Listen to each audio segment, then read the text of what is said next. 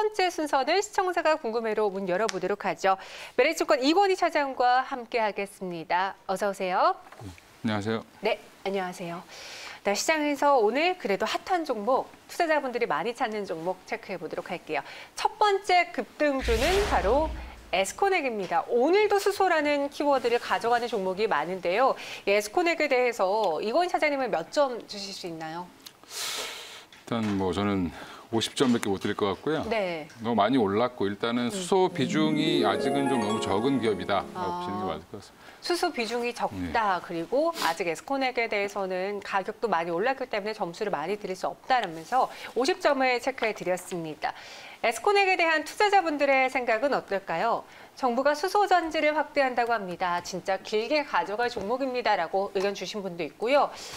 그동안 에스코넥은 그린 뉴딜 테마에 끼지 않아서 주가 변동이 없었기 때문에 지금도 난 에스코넥 이 가격에도 안 팔아라고 의견 주신 분들이 있습니다. 그럼 에스코넥의 수소 비중이 너무 낮다라는 거를 꼽아주셨는데 지금 정세균 국무총리의 발언 때문에 지금 수소 테마주들이 연일 주목받고 있는 거잖아요. 에스코넥 외에도 시장에서 상승하고 있는 관련주들 무엇이 있을까요? 근데 사실은 네. 뭐 수소 테마 관련주들이 많이 상승을 했죠, 사실. 뭐 대부분의 종목들이 상승을 했다가 지금 쉬고 있는 중이다라고 오히려 이제 기간 조정 중이라고 저는 보고 있는데 일단 에스코넥 같은 경우는 좀 신선해서 좀 올라가지 않았나 싶습니다. 기존에 편입되지 않아 있다가 지금 이제 갑자기 편입됐으니까 올라간 것 같고요.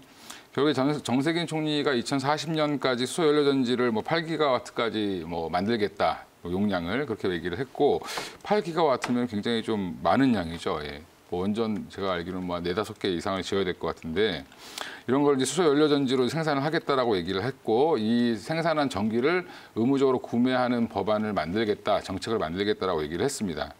그래서 이제 관련해서 이제 어제 좀 들썩거리면서 가장 먼저 움직였던 종목이 뭐 에스코넥은 뭐 좀 많이 움직였지만 뭐 두산 피어셀 가장 대장이 많이 움직였고요.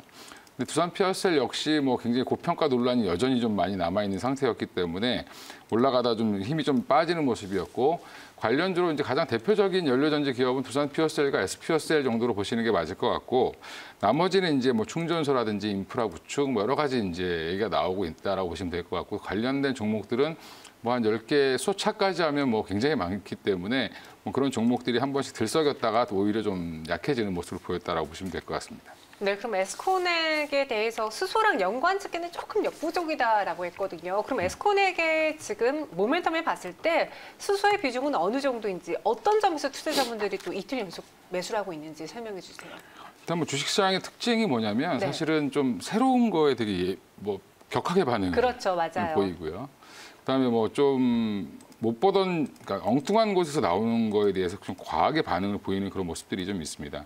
근데 이제 에스코넥을 이제 보통 이제 주식을 좀 오래 하신 분들은 에스코넥을 어떤 기업으로 알고 있냐 하면 사실은 뭐 프레스 기업이죠. 이제 사실 휴대폰에 들어가는 부품들이 있습니다. 이제 조그마한 이제 그 쇠틀이라든지 이런 부품들이 있는데 그런 것들을 이제 프레스로 작업해서 납품하는 회사 정도로 보시면 되는데 작년에 한 147억 이상 적자를 냈기 때문에 본업이 사실은 깨져 있는 상태다라고 보시면 될 것 같습니다. 그래서 뭐 삼성에 좀 많이 의존을 하고 있고 삼성 중저가폰에 들어가는 그런 부품을 만들던 회사였다라고 보시면 되는데 지금 주목받은 건 사실은 태양열 에너지를 이용해서 뭐 음식물이라든지 뭐 축산 분뇨, 뭐 폐수, 그다음에 뭐 쓰레기 매립장 이런 데서 이제 메탄가스 이런 것들이 나옵니다. 이제 그걸 이제 바이오메탄, 좋게 얘기해서 바이오메탄이라고 얘기를 하는데 이 메탄으로 이제 수소랑 카본을 같이 만들어낼 수 있는 기술을 갖고 있다라는 부분과 그다음에 이산화탄소랑 메탄올을 가지고 해서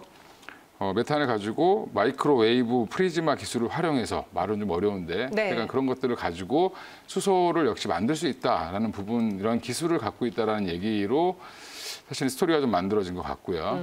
근데 이제 이게 아직까지 뭐 실적이 있다든지 뭐 아니면 수주를 받았다든지 뭐 정부 정책 과제로 선정이 됐다든지 이런 얘기는 없기 때문에 네.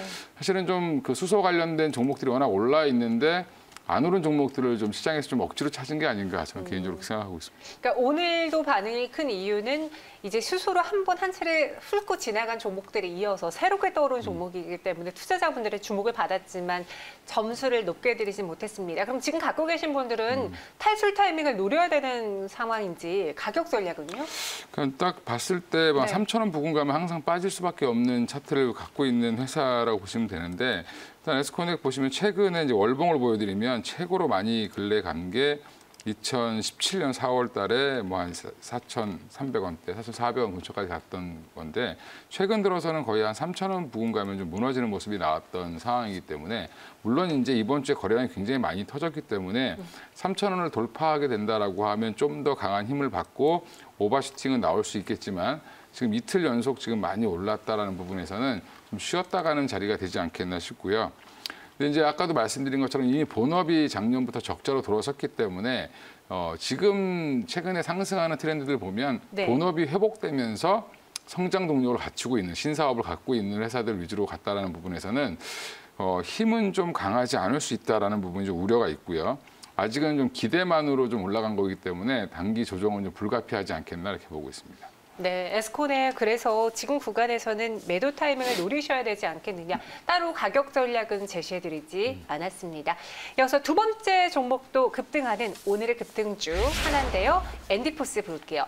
항원 진단키트 수출 허가로 인해서 오늘도 투자자들의 매수가 쏠렸습니다. 현재 구간에서는 밑꼬리가 달려있는데 엔디포스에 대해서는 몇 점 드릴 수 있을까요? 이것도 뭐 사실은 50점 이렇게 못 드릴 것 같고요. 네. 예. 일단 다른 내용을 보면 다른 국가들에서 허가 사항을 좀 더 체크를 해보셔야 될 것 같고 아직 모멘텀은 좀 더 필요하다.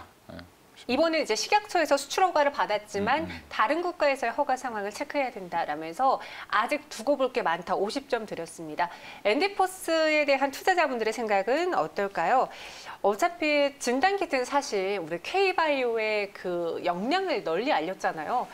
수출은 현재도 최고치니까 수출공사 공시 하나는 뜨겠지. 수출 허가만 받고 끝나겠어요. 지금 미국과 유럽이 난리인데.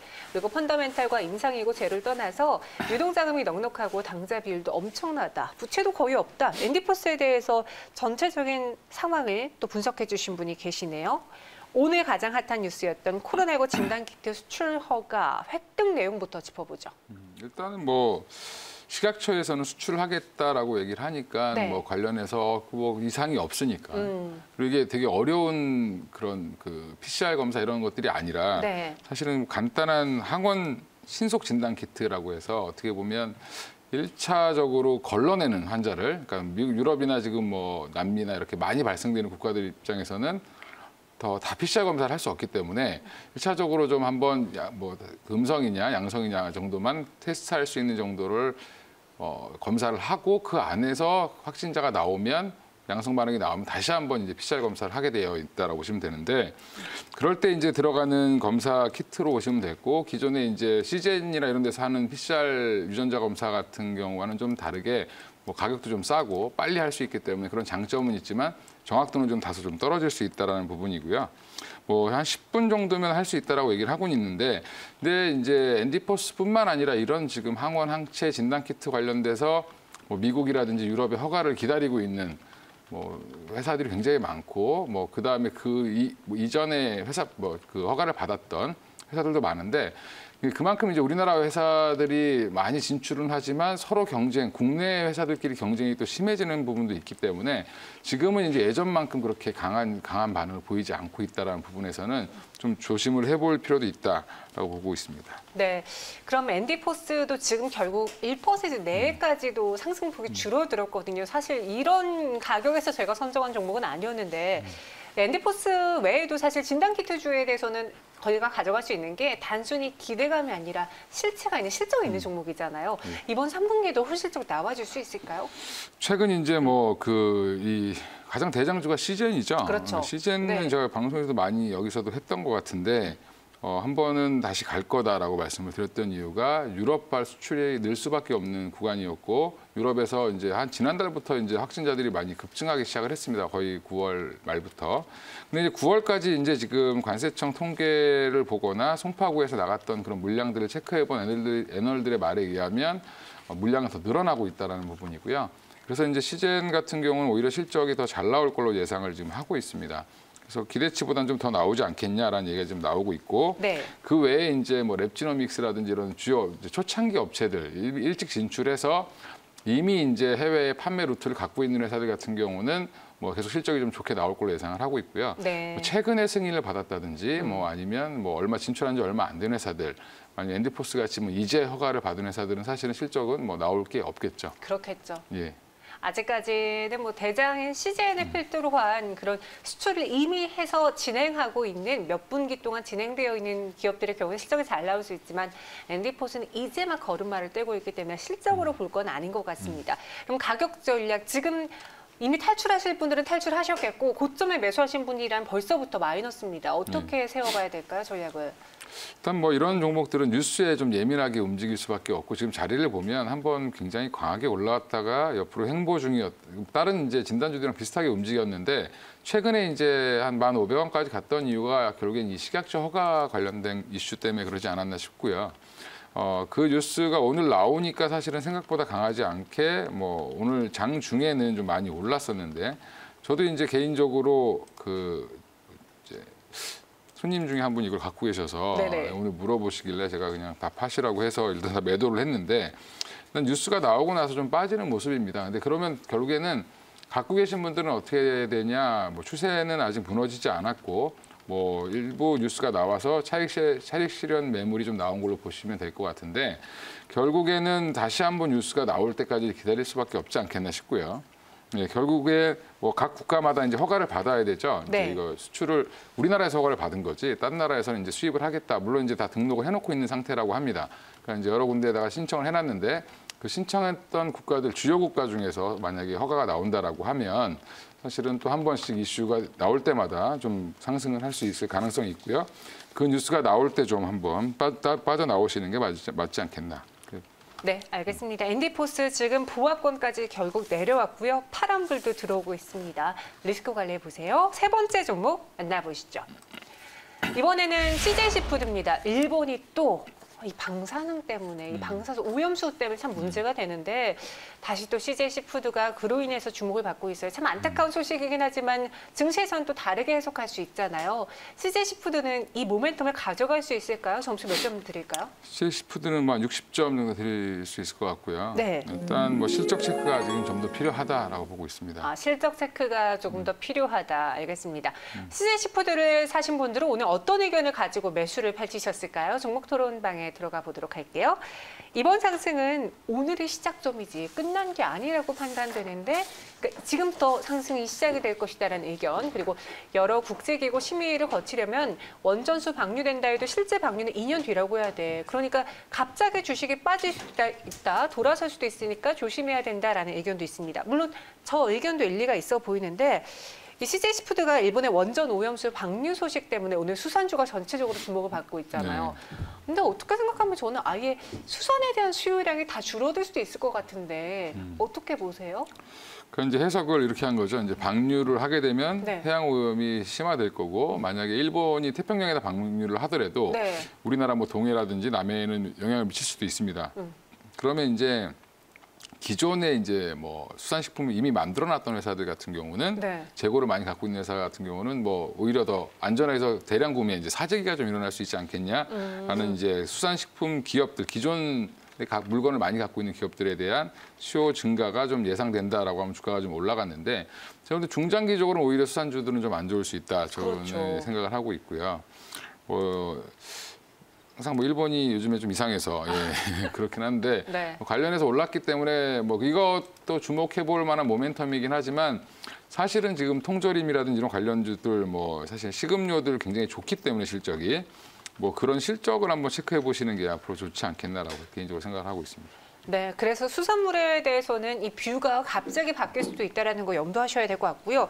그리고 또 반복되는 뉴스에는 사실 지치잖아요. 처음 뉴스가 나왔을 때는 뭐 관련 수산주들이 상한가 부근까지 가기도 했지만 이제는 좀 상승폭이 덜하지 않을까.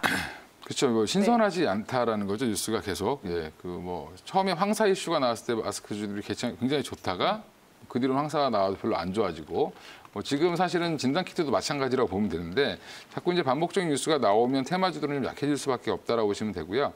그 이유는 고점에서 물린 분들이 많고 중간에 이제 본전만 되면 팔고 싶어 하시는 분들이 워낙 많기 때문에 물량 부담도 일부 있다라고 보시면 될 것 같은데 이런 것들도 결국엔 이걸 이겨내려면 앞으로 이 기업 자체에 대한 전망이 제일 중요할 것 같고요. 지금은 이제 CJ 시푸드 차트를 보시면 한번 굉장히 크게 올랐다가 8월에 쭉 빠졌다가 다시 올라오는 모습이기 때문에 일정 부분 기술적 반등으로 해서 오늘 고가 정도까지는 충분히 언제든지 갈 수 있다라고 보시면 될 것 같고 오늘 고가도 결국에는 그 기존에 물려 있었던 사람들이 많이 물려 있던 구간이었던 5,000원대 초반 이제 매도가 많이 나왔다는 부분에서는 이 5,000원에서 5,000원 이상만 가면 항상 매물은 좀 나올 수 있다는 부분에서 좀 생각을 하시고 접근하시면 될 것 같고 네. 갖고 계신 분들은 단기적으로 한 5,500원 정도면 뭐빠져나와야 되지 않겠나. 네, 그 정도를 강하게 뚫어주지 않으면 사실은 5,000원에서 5,500원 사이는 매도를 해야 되는 구간이다라고 보고 있습니다. 그러니까 지금 매수하실 분들 추격 매수는 금지하시고요. 갖고 계신 분들은 5,500원 선에서는 매도를 해야 되는 것처럼 보인다 의견 주셨습니다. 세 가지 종목에 대한 이건희 사장님 의견 들어봤고요. 여기서 보내드릴게요. 오늘 말씀 고맙습니다. 예, 감사합니다.